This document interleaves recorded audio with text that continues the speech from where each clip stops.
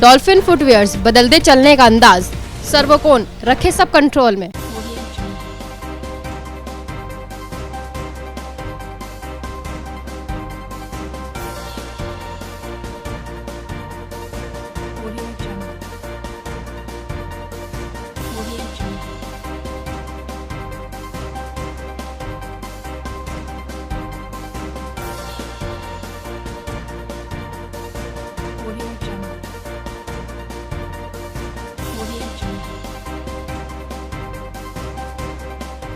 अब हमारे साथ कुछ ऐसे प्लेयर मौजूद हैं जिन्होंने बहुत छोटी सी उम्र में बहुत कुछ अचीव कर लिया, बहुत कुछ हासिल कर लिया और अभी बहुत ऊंची उड़ानें उड़नी भी हैं। तो ऐसे ही हमारे साथ मौजूद हैं मधु, जो कि कबड्डी प्लेयर हैं। चलिए उनसे जानते हैं कि उन्होंने कैसे अपनी जर्नी की स्टार्टिंग करी, कैसा उनका एक्सपीरियंस रहा, कहाँ कहाँ का उनका एक्सपीरियंस रहा। Hello Madhu. Hello ma'am. Welcome.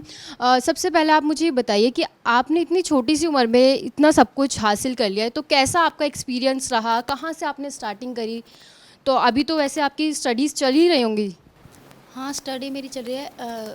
अभी फ़िलहाल मैं नॉर्दर्न रेलवे में जॉब कर रही हूँ। 1 ईयर कंप्लीट हो चुका मेरी जॉब को। ओके, तो आप मुझे बताइए आपने कबड्डी का शौक़ कैसे, आपने कहाँ से, आइडल्स आपके कौन रहे, स्टार्टिंग मुझे बताइए। शौक़ मैंने 2008 में कबड्डी स्टार्ट की थी। तो तब सिर्फ ये शौक़ था कि सिर्फ खेलना है, कुछ इंटरनेशनल जॉब ये सब कुछ था नहीं कि मुझे कुछ अचीव करना है बड़ा। तो फिर उस टाइम मैंने 2-3 साल तक कंटिन्यूसली गेम रखा, ऐसे खेलते रहे। तो फिर मुझे 3 साल बाद मेरे कोच जोगिंदर सिंह दलाल है, वो मिले थे। तो मैं बहुत छोटी थी उस टाइम पे, तो उन्होंने मेरे को गाइड किया था। सबसे ज़्यादा मेरी लाइफ में अगर मुझे किसी ने गाइड किया है तो उन्होंने ही है।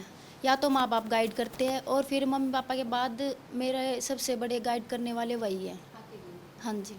अच्छा, एज अ वुमेन आपको बहुत सारी चीज़ों को फेस करना पड़ता है। हम इंडियन कल्चर से बिलोंग करते हैं, बहुत सारी मुश्किलों का सामना करना पड़ता है लड़कियों को खासकर। लड़कों को तो स्टार्टिंग से ही कहा जाता है कि नहीं, उन्हें तो करना ही है। लेकिन इस चीज़ का आपने कैसे फेस किया इस चीज़ को? जब मैंने स्पोर्ट्स में मतलब स्टार्ट किया था तो फैमिली से भी सपोर्ट नहीं मिला इतना, क्योंकि गांव में लड़कियों को नहीं मतलब अच्छा नहीं मानते अगर वो स्पोर्ट्स में जाए या फिर बाहर घर से ज़्यादा है। क्योंकि उस काफ़ी टाइम पहले तो ये भी था कि लड़कियों को पढ़ना ही बहुत मुश्किल था। पर उस टाइम तो लड़कियों के लिए पढ़ाई भी बहुत इजी नहीं थी। लेकिन उस टाइम पे मेरी फैमिली ने भी मेरे को सपोर्ट किया। फिर जैसे कोई गांव में ये माहौल होता है कि जैसे कोई बोल देता है कि लड़कियां बाहर नहीं जाती, तो फैमिली वालों ने मना भी कर दिया था स्पोर्ट्स में नहीं, क्योंकि कमेंट्स ज़्यादा होते हैं इस वजह से। लेकिन फिर जैसे मेरे कोच हैं, उन्होंने मेरी फैमिली को भी बहुत समझाया और फिर मतलब उन्होंने माइंड चेंज किया। तो उस अकॉर्डिंग मेरी सिचुएशन धीरे धीरे चेंज हो गई थी। तो उस बाद फिर मेरे मम्मी पापा ने, पूरी फैमिली ने मेरे को बहुत सपोर्ट दिया। और जो आज मैं इस लेवल पे हूँ, ये सिर्फ मैं अपने मम्मी पापा और अपने गुरु की वजह से ही हूँ। अच्छा, आप अपनी अचीवमेंट्स मुझे थोड़ा बताइए कि आपने क्या क्या अचीवमेंट्स कर रखी हैं, कहाँ कहाँ तक आपके पहुँच है। मेरा सबसे बेस्ट अचीवमेंट्स तो है 18th एशियन गेम्स, जो कि 2018 में जकार्ता में हुआ था, इंडोनेशिया। और फिर उससे नीचे तो है कि नेशनल्स है। नेशनल्स मैंने काफ़ी खेले हैं, सीनियर नेशनल्स, जूनियर्स, काफ़ी 2008 से और 2020 तक का सफ़र मेरा बहुत अच्छा रहा। जो आपका बेस्ट इन इस पूरी जर्नी में जो आपका बेस्ट एक्सपीरियंस रहा कि हाँ जी, आपको वो एक्सपीरियंस आपकी लाइफ का ऐसा है कि आप शायद ही उसे भुला पाएँ, तो वो कौन सा एक्सपीरियंस है?